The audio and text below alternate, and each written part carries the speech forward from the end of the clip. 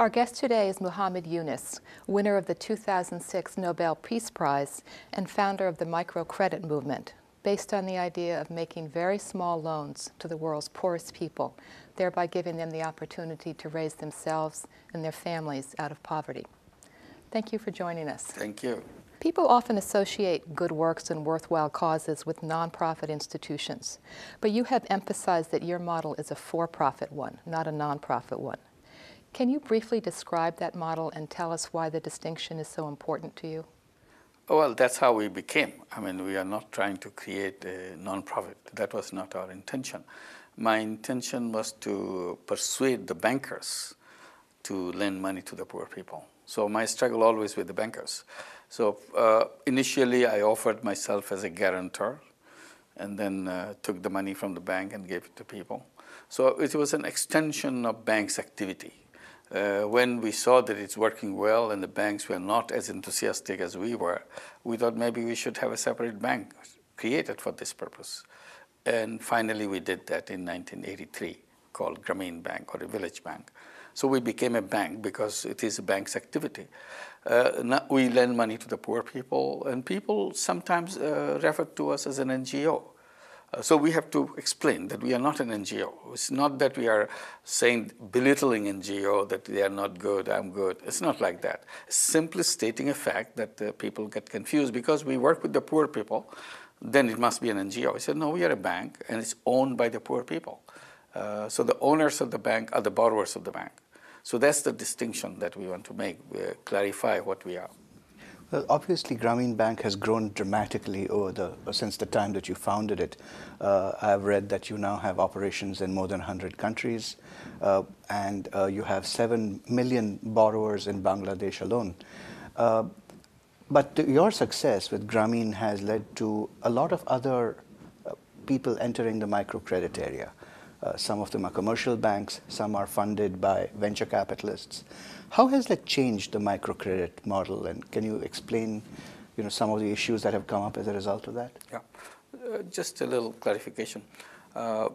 We work, or at least the Grameen idea has been working in almost all the countries of the world. So it's now not right to say 100 countries.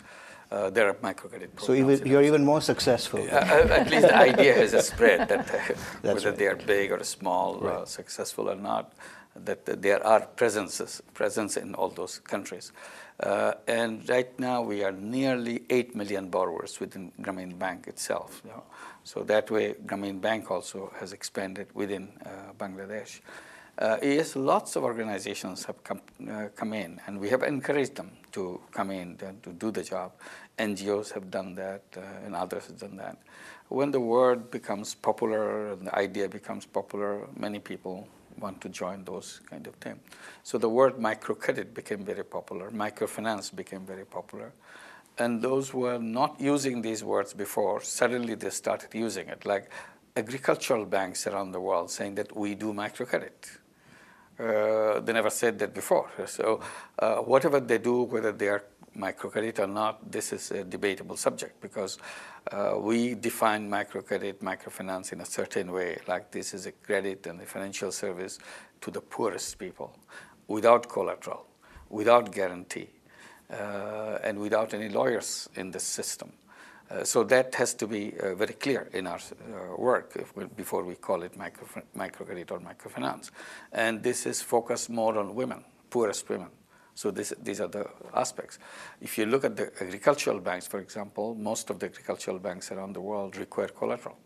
You have to bring your land records or whatever it is. Similarly, savings and loan associations saying that we do microcredit. Cooperatives are saying we do microcredit. Those who are giving agricultural loans, commercial banks are saying we are doing microcredit. So we need to kind of clarify what is microcredit in its pure form, rather than bring everything else. And microcredit is always given to people for income-generating activity.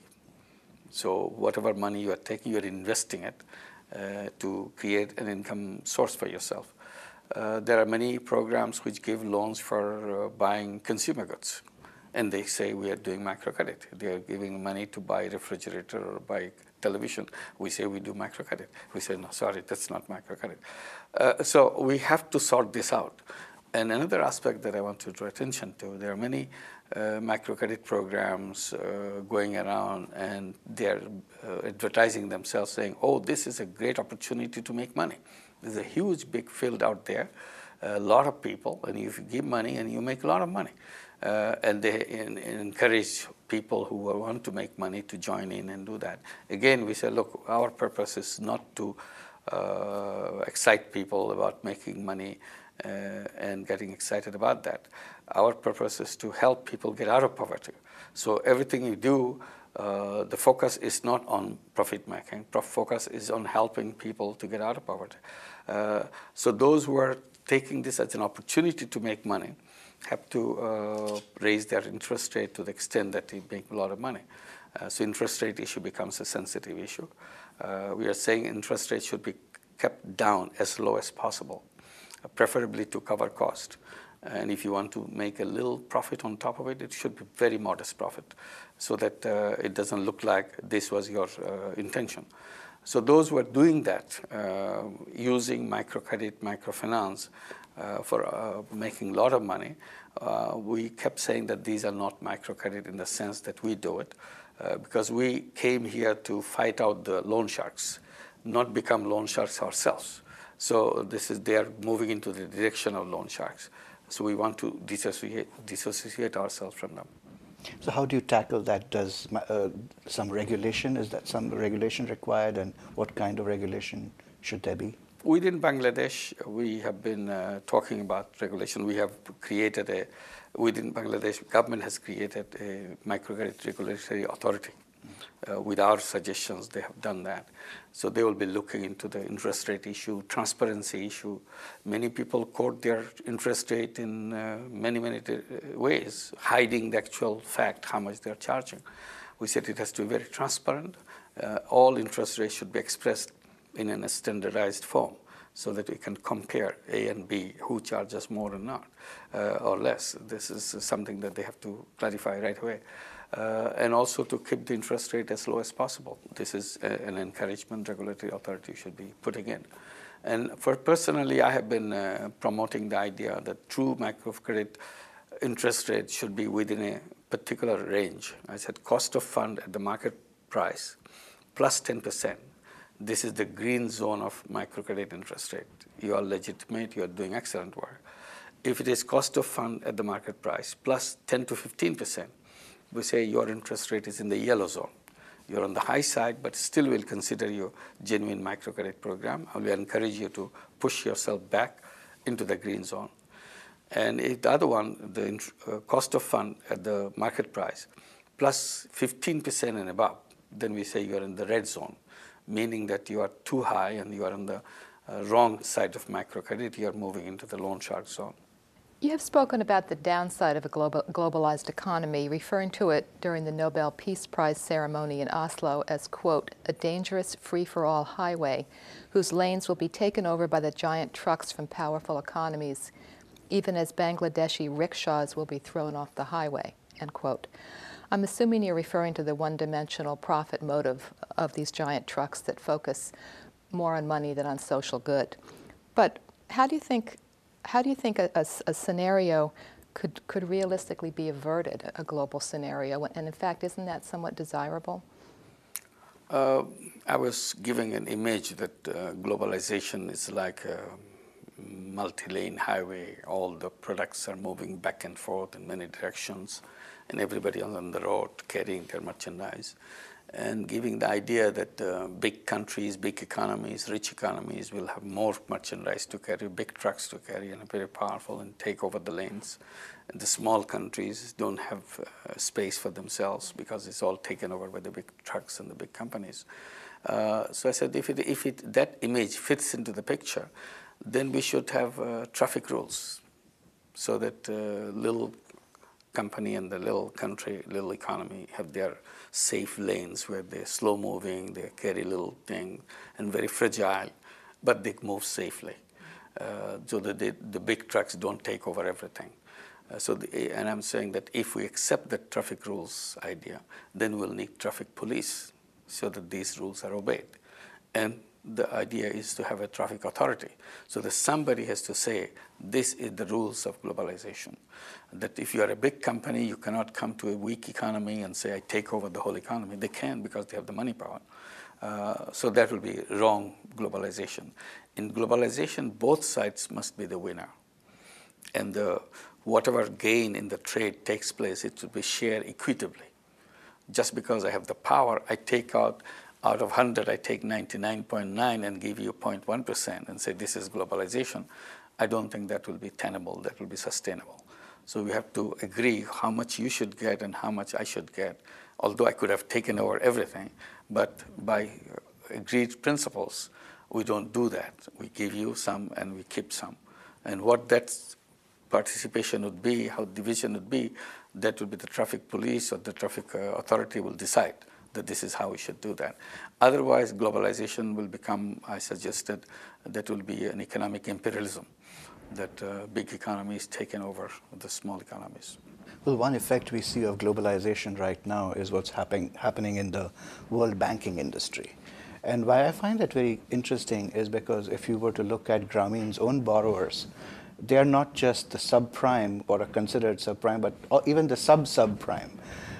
In spite of that, Grameen's repayment rates are 99% or so, and you have never required a bailout.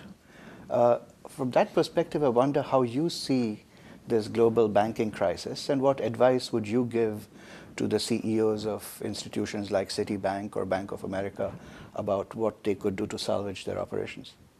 It's a paradoxical situation right now, because back 33 years back, when I was trying to start this program in a tiny village with a few people and arguing with the bankers that this would be a good idea to give loans to the poor people, their argument was that the poor people are not creditworthy. They will never pay back, and so on. So today, 33 years later, you can ask the same question: who is creditworthy? The answer obviously will be very different, because it's the poor who turned out to be the better creditworthy than the other category of people. Because the programs, microcredit programs all over the world, still function very well. Still their repayment is very high. Whereas the big banks and their big lending operations are in a situation of collapse. It's falling down. So with this experience, kind of contradictory experience that we have, now we have no other way but to redesign the whole system, recognizing the fact, the strength in this non-collateralized loans for the poor people, and the weakness in the collateralized loan for the rich people. So we have to find a ground where we can have an inclusive financial system where nobody will be thrown out of the system. Not the poorest person, not the homeless person or a beggar person. Nobody should be thrown out. They can handle, they have already shown examples, and created a long-term record that what they have done. So this is one lesson from this, to redesign the financial system. Another point I would like to make, that this global crisis, financial crisis, is worst in our lifetime, when the whole world is going through it. While we look at the crisis part of it, we forget this is also the greatest opportunity. When the system is not working, that's the time you unpack it and redesign it, so that not only it works better than ever before. Unless we do that, we'll be committing a big mistake. So I emphasize on the opportunity part of it.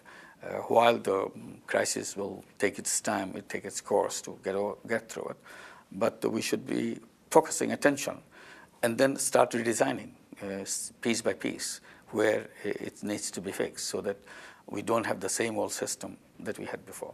What qualities does one need to lead a microfinance institution, and how are these different from the qualities needed for another type of organization? One idea I was just mentioning, that we came from the direction where we wanted to bring financial services to the poor people, to help them generate income for themselves and gradually move out of poverty by doing that. build confidence, build experience, and step by step take care of themselves and see that they can move on and get out of poverty. So we would like to keep microcredit in that fashion, in that mood, not profit maximization mode, because then you are not looking at people's condition, you are looking at your own condition. So you want to take out as much as possible to improve your financial strength and so on. So that is, I think, number one requirement for microcredit, that you have the right kind of attitude and right kind of mood when you get involved with it. That here I have come to use my talent, my creativity, my management skill to help people get out of poverty without losing money. Losing money pushes you into another direction. It becomes it pushes itself into the charitable kind of programs. Microcredit is not a charity program. Microcredit is a business program, but business with a social purpose. And in a separate way, I've called it a social business and defined it in very clear terms what a social business is like. So ideally, I would like microcredit to be a social business where profit is zero for the person who has invested. But the company can make profit. Profit stays with the company with the social objective. In this case, the social objective will be to help people get out of poverty. But in terms of individual leadership skills or organizational skills, how do you nurture these within individuals in, say, Grameen Bank? Within Grameen Bank, we just recruit people and let them learn by doing as apprentices with other older persons in the branches. So it's not a classroom training which makes all the difference. Classroom training is a very small part of our training. We simply introduce what we do and then let them figure out how it is done and so on. When they join Grameen Bank, for them, it's just a job. They are looking for a job. Not many jobs are available. They got the job. They're very happy they got the job. They think now on, I work and I get my salary. So the intention of helping poor and all those things was not part of that job. But once you start working with the poor people and get to know the system, get to know the objectives of the system, and gradually you are taken by it. And more you feel inspired by it. And all these ideas that, yes, my work helps people, excites them. It's a wonderful experience to be able to touch other people's life. It's almost intoxicating experience. Once you have it, you cannot get away from it. You want to have it more because you see things are happening in people's life. Their children going to school, the kid you saw, a little kid running around in the village. Now you see he or she is in school and doing very well and talking about what she wants to be, what he wants to be. And you remember your own childhood, that how you went through and how difficult it was for you. Now these kids are lucky kids. They could have been, they are in school. And some of the older students are now going to higher education.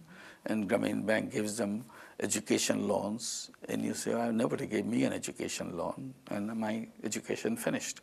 After high school, I couldn't proceed any further. Only job I could get is this one. But I'm happy.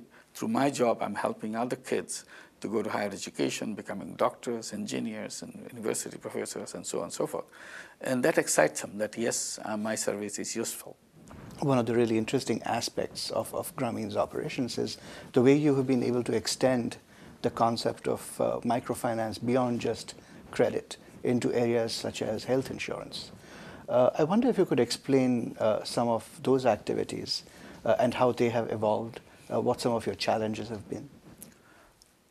We do not consider micro insurance or health insurance as outside the financial service. So we take it as a part of our activity, as a bank's activity. We started with giving credit at the same time taking savings. So it's always together. Savings and credit formed our basic tool. And then we encourage them to go into other directions about the health and other issues. And gradually we introduced insurance programs. Life insurance was our first insurance program that we did, and the loan insurance that we did. And then we introduced the health insurance program. And we saw that we can give the health insurance facility, but how do you ensure they get the health service? Because the existing health service is not a very reliable health service. So we started creating health services through a separate company we created called Grameen Kullan, or Grameen Wellbeing. through that, we started setting up clinics in the villages with a professional doctor on the top of the clinic, and then paramedics and the health workers with a pathological lab attached to it, so that you don't have to go to the city for simple pathological testings and so on. So everything is self-contained. And today we run about 51 such clinics. And on an average, they make about 93% of the cost they cover. Another 7% we can cover easily if we could retain the doctors in these clinics. So that became a big problem. Doctors don't want to stay in the village the way, the kind of clinics that we operate in the villages. So most of the time, almost half or 1/3 of the doctors are missing. So that's why our popularity in the area is not as high as it should have been. So now we are trying to redesign it, do it in a different way, trying to set up a program at the village level, what we call Grameen Health Management Centers, where our focus would be on prevention. Our focus would be on the healthy people first, and then to the sick people. And the sick people, we say, this is where we do the early detection and early treatment, without relying on the doctors in the village. So doctor will be in the city wherever they are. We are trying to link the doctor and the patients through information technology. Mobile phone in Bangladesh is everywhere. Like many other countries, now mobile phone is a common phenomenon. Even in the poor families, you'll see mobile phones, very cheap. So what we're doing, and these phones are internet-enabled phones. It also carries the internet service. So for internet service, you don't have to worry. Every single piece of space within Bangladesh can receive internet services through the mobile phone.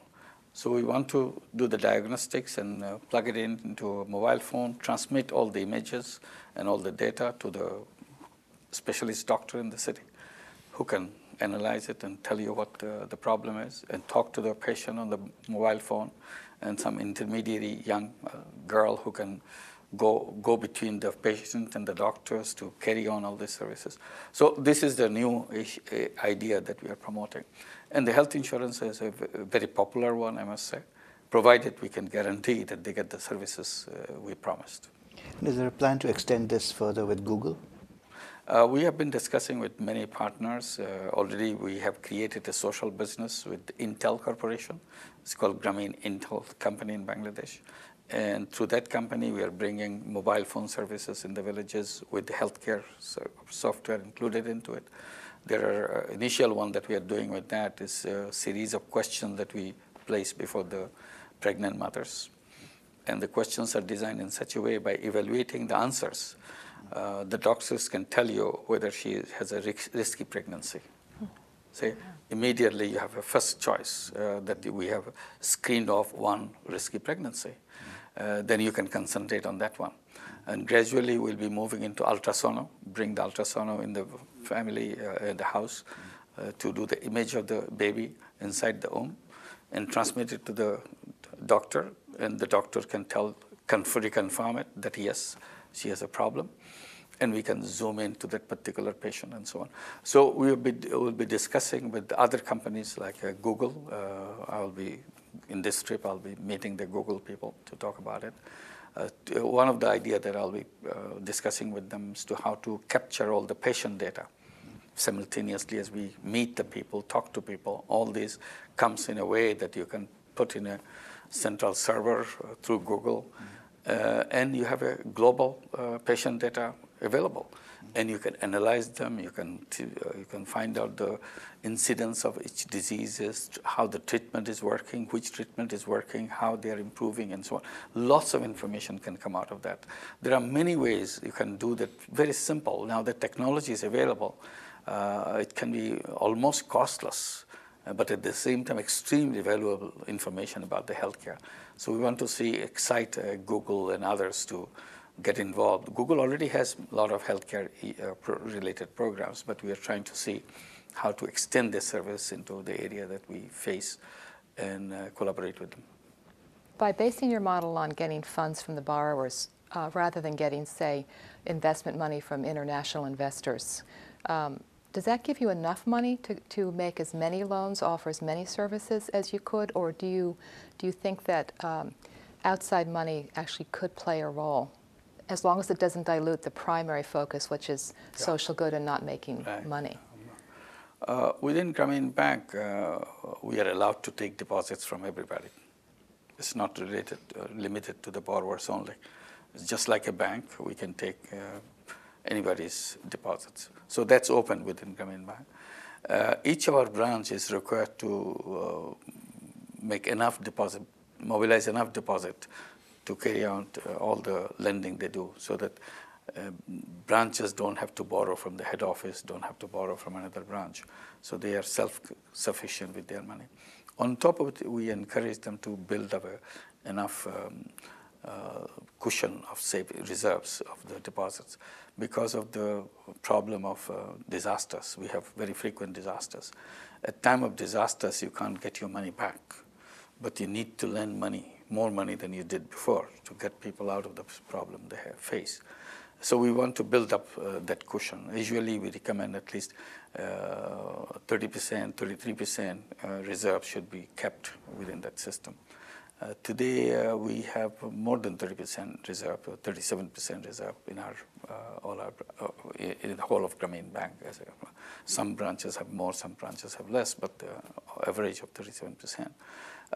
We have no problem with the deposits. We have enough deposits in that. So the question of borrowing from outside never occurred to us because we have enough money. And I keep telling people that literally, no matter where we live in an ocean of money. But the problem is the poor people cannot take a sip out of it. That's the problem. Shortage of money is not there. So people have plenty of money, they put it in the bank. People will be very happy the branch came near their home, because villages don't have branches of banks. Banks are all concentrated in the cities. So if they have to put the money in the bank, they have to go to the city and the town where the banks exist, bank branches exist. So Grameen Bank works in the villages, so it's a very convenient place. People withdraw their money from the cities, put it there near home because it's handy. They can go anywhere, anytime they want to pick up the money. So we have enough of that money, and we do not see any reason that it will ever dry out. Having said that, what is the amount of deposit coming from the borrower themselves? We lend out over $100 million a month through Grameen Bank today. Out of that money, nearly half of that money comes from the borrower's own deposits. So it's quite a substantial amount of money the borrowers put in. And that money keeps growing because everybody's putting additional deposits every week. So it keeps growing and growing. So they have their own savings account. At the same time, other people can put in money there. Sometimes we see that maybe in certain branches we have too much money, that whether we should keep that level of deposits without expanding the business. We encourage them to expand the business rather than build up too much deposits. You had referred earlier to the idea of a social business, and you explained how that differs from a conventional business. And one example of that is Grameen Danone Foods. What I find really remarkable is that you are able to produce Power yogurt or Shakti Doi for 5 cents for an 80 for an 80-gram cup. Can you explain how the economics of that works and whether that model is scalable? Yes, very much, because it's a business. That's what the whole idea is. It should be running on business principles, that you have to cover your cost and generate some surplus so that the business can keep running. But the idea of social business is investors have invested the money not for the benefit of their own. It is invested to achieve a social objective. In this case of Grameen Danone, objective is to bring nutrition to the malnourished children. What we have done, we put all the micronutrients which are missing in the children in the yogurt and make it very tasty. Children love it. They pay that 5 cents to buy a cup. And if a child eats 2 cups a week and continues to do so for 8 to 9 months, he or she gets all the micronutrients back and become a healthy, playful child. So that is the objective of the company. So that is how it is done. And others, it's a question of how much it costs, milk costs, how much processing cost, equipments and distribution cost, and so on. Once you're in social business, lots of costs go down because you don't need to incur those costs. For example, you don't need any elaborate or fancy marketing, because as long as people know what you're doing and they're interested in it, they buy. So you don't have to go on television or newspaper. We are here, and life is meaningless without eating shokti doi. We don't say that. We explain what it is as people come, and gradually it spreads, and that's it. So the marketing cost goes down, and we have in our design we made it sure that the extra costs are cut off, trimmed off. For example, we made it a very small plant, so that you don't produce too much. Around your own plant, there's enough consumers to buy it, rather than go at a long distance. The idea is to cut down the cost of cold chain. If you are producing in a big plant, you have to carry all this to long distances, and you need cold chain. And cold chain is a very expensive item. So we reduced that. We eliminated that. So our idea is to have many, many, many small plants all around the country, so that you reach out to everybody. This is number 1 plant, which is already operating. Then we are getting ready for the number 2 plant. We want to have about 50 plants to cover all the children in Bangladesh. And each one is self-contained. Each one makes money. It will cover the cost, and so on. Sometimes you get through difficulties, like suddenly during the food crisis last year, the milk prices jumped. We couldn't maintain that price tag that we had on the product. So we are wondering what we should do. We came up with many kinds of alternatives to keep the prices down, at the same time without losing the micronutrients and so on. So quickly we came out with the Shokti drink, so that the milk becomes less, other elements becomes more, water and other things, but keeping that and have a good taste for it, keeping the price low as before. But we are lucky, milk prices went down again, we continued, and so on. So we have to cope with those kind of fluctuations without losing the whole focus of the company. In addition to Grameen Danone and Intel, I think you have a relationship also with BASF for anti-malarial nets. Do you have any joint ventures or partnerships with other companies in the works? Yeah, many companies are coming up with ideas to work with us for social businesses, and we're giving them ideas. One already is in operation as a very important social business that we have right now, is a Grameen Veolia. Veolia is the water company. It's a French water company, one of the largest water company in the world. Many of the US cities are served by Veolia for their water. So this giant company, we persuaded them to create a tiny little water treatment plant in the villages of Bangladesh to serve 50,000 people in the village. Because our problem is a big problem in Bangladesh with arsenic in our water. Very high level of poison in the water. And millions of Bangladeshis, almost half the population of Bangladesh. Bangladesh has a total of 150 million people. So half the population is 75 million. They drink water with high level of arsenic. So we are putting up this company to supply clean, Veolia quality water to every household in the village. And they will be paying for it, very small amount. Nobody will mind paying for that. And it will cover all its cost, and it will become a social business. Veolia is not there to make money out of it, but the fact that people are drinking poison every day, now we can do this. We can overcome that. Nothing is happening through any other program. So we said, let's move on and do that. So this becomes another example of social business. And once you can do that successfully for 50,000 people in the village, you have developed a seed.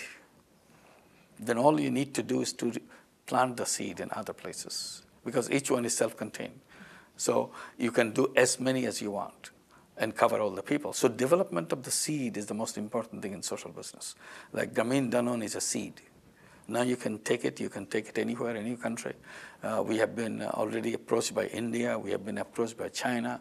They would like to have Grameen Danone in China, in India, and so on, because they have the same problem. Malnutrition is a very common problem.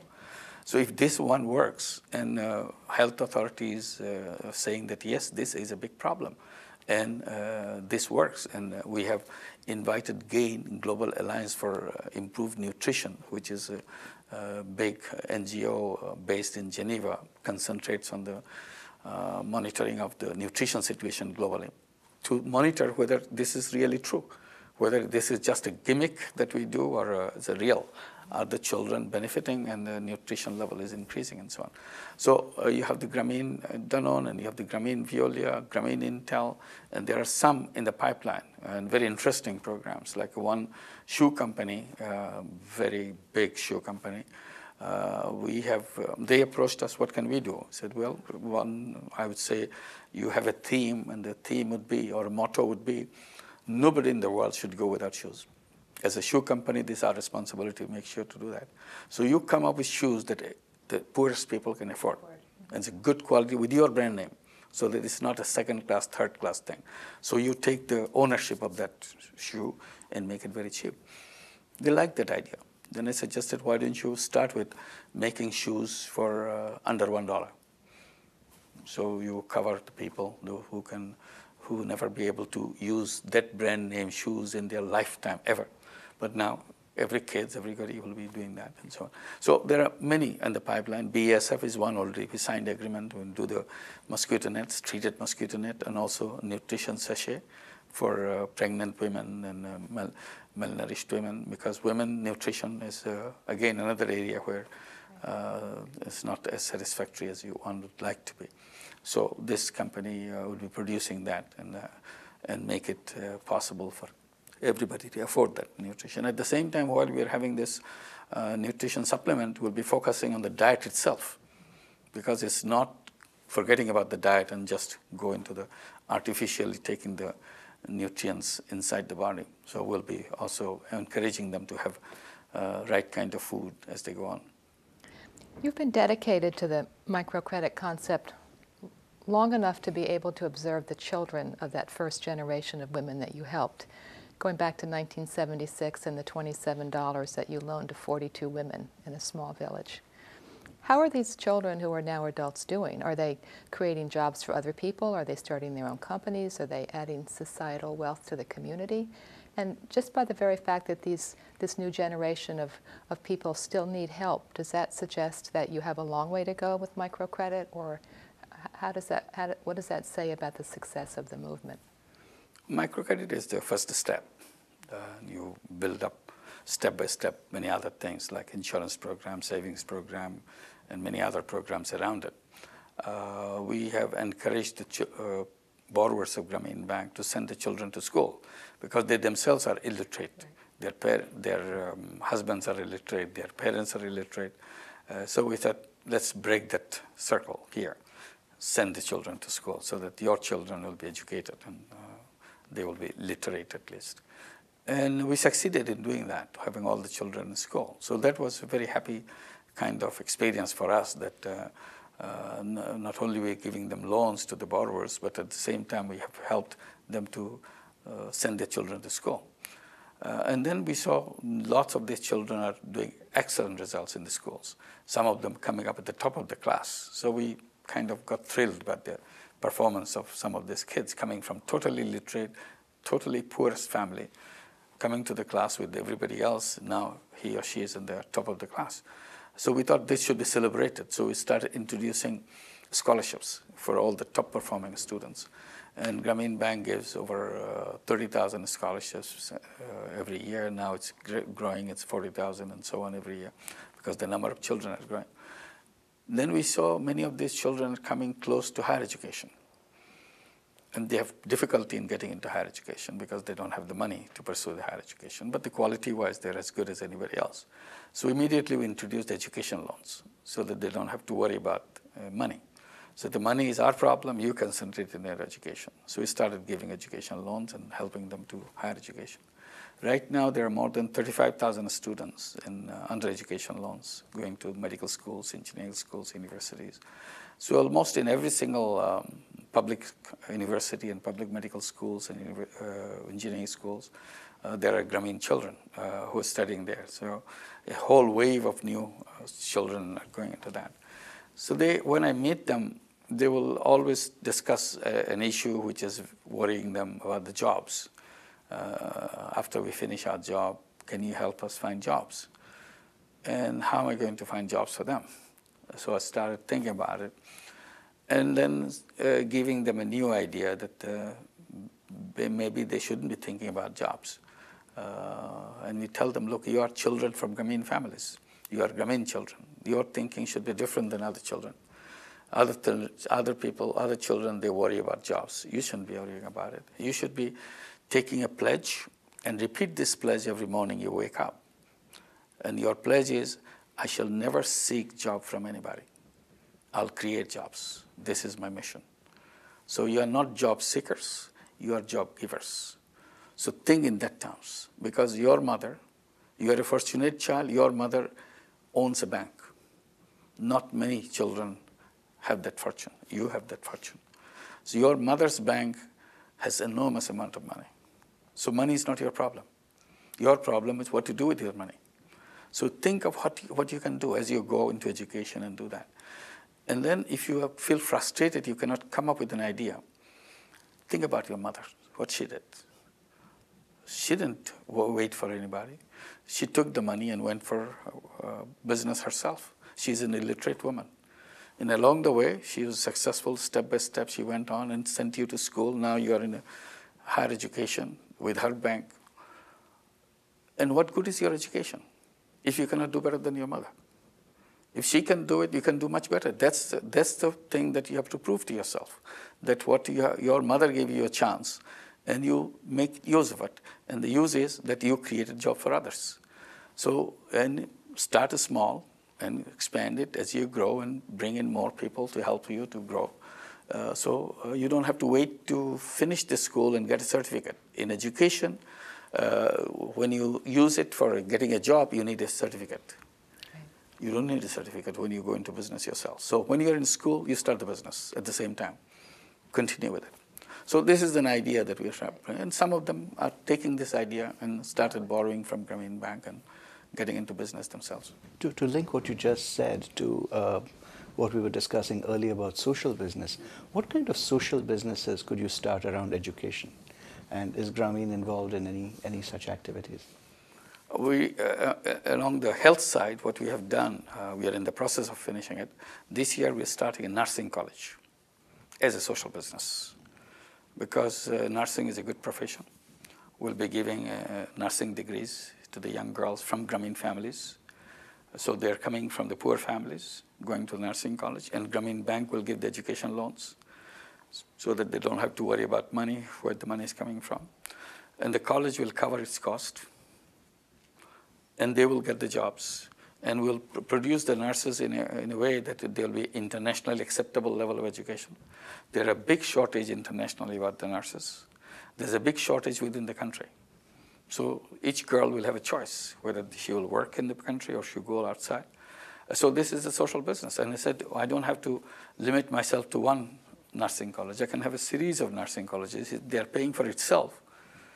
Why can't you create as many as you want? Because there are millions of young girls waiting around, sitting around, doing nothing because they have no opportunities. I can create some opportunities for them. They change their life. They change the society, because now they go out of the village and they go out and work in the hospitals and so on, and go outside the country and learn languages and so on.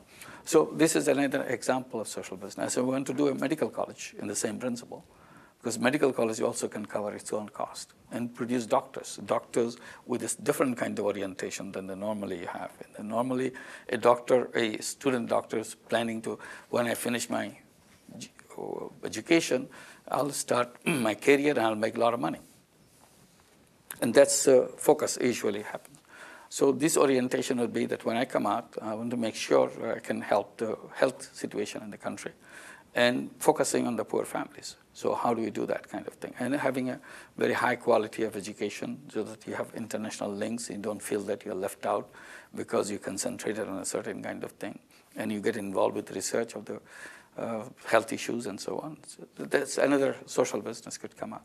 So education, even in education, you can use the idea of social business. Is there anything that's happened in the microcredit movement or in your own life as it relates to this work that has changed the way you view microcredit? Is there something that said, oh, have you ever said to yourself, oh, I should have done this instead of this, or I should be doing this instead of this? Have any of your initial assumptions changed over the years? Some basic assumptions remain the same. We have expanded it. Lots of other things came. We thought, let's try this one, and we tried it, and it worked. We felt happy about it. If you just look at if I reflect what I have done, if I have to do anything differently, probably one area I would have done differently. When we began in 1982, there was a tremendous amount of enthusiasm among the donors to give us money because we had a small project, they wanted to help us.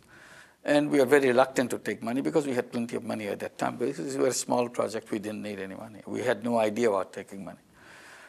But they kept on pressuring us and the central bank with which we were working. And finally, central bank yielded because they thought, why not? If they want to give money, let's take some money. As a loan, not even a grant, from IFAD, International Fund for Agricultural Development. So in 1982, we took the external money. Before that, we never had any external money. And the donors, other donors came in, they wanted to give us more money. So we thought, why not? Once we have taken one, we can take two, we can take three. We have started taking it, and lots of money kept coming. And we kept on expanding.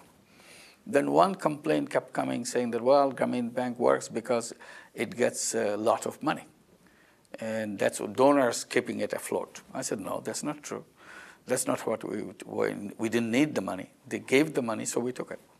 So in 95, we decided not to take any money at all because we thought we can do it ourselves. So from 95 on, we never took any external money. It's entirely it's local money, local thing. So if I have to go back, I would have changed that 82 decision. Yeah. Never taken any Never money. taken any money. Sure. So that confusion was not created for a long time. People said, well, a donor has to be there. Otherwise, they cannot survive. These are donor kind of supported program which stays alive. I said, that's a very wrong idea because that's not how we wanted to work, and that's how we never worked. Right. So that's one change I thought I should have done. I have one last question. How do you define success? Just like any other case, that whatever your objective was, if you came to that, your success. It depends on what your objective was. How do you relate it? Yes, we made it. In our case, we wanted to bring credit to the poor people and the saving services to the poor people. And people said it never worked. We hoped that it will work, and it did. And then say, well, it may work in one village, it won't work for 2 villages. We did it. They said maybe 10 villages, it won't work. If you grow big, it will collapse. You are stretching your luck too much. We did. So that is a success, that even beyond what we imagined, we never thought that we can continue with this such a repayment record years and years, because organizations get weakened, or as you grow big, your management becomes a problem. And this was a big worry for us. As we grow, can the quality of administration, quality of management continue to grow with it or deteriorate?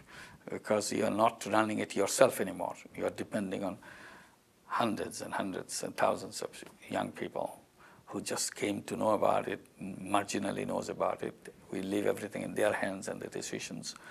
But it worked. And then say it may work in Bangladesh, it won't work outside. So now, as I said, it's worked all over the country, all over the world. In many countries, they said, well, our country is not like Bangladesh. We don't have such a huge density of population and not so much poverty concentrated in our population. So in our country, it won't work. We said, well, you debate about your country and Bangladesh. Give the task to us. We go and do it for you. And they accepted that. Many countries did that. So we started doing that. We did it in Turkey. We did it in Kosovo. We do it in Costa Rica, in Guatemala, in China, India, many places, to demonstrate those kind of things. And we started one in New York City. last year. It's called Grameen America. We do the same kind of work that we do in the villages of Bangladesh, and a beautiful result. We have more than 600 borrowers in New York City, all women, 5-member group, weekly repayment, savings, $2 each week. We have given loans to all of them. An average loan is $2,200. Repayment rate is 99.3%. No collateral, nothing. So it works. I would say the strength of the idea that it's not country-specific or people of particular location-specific. It's global. It's a human thing. It's not something that works with one particular trait of character of a particular community. Thank you very much. Thank you. Thank you so much for joining us today. Thank you. Well, thank you for giving me this opportunity.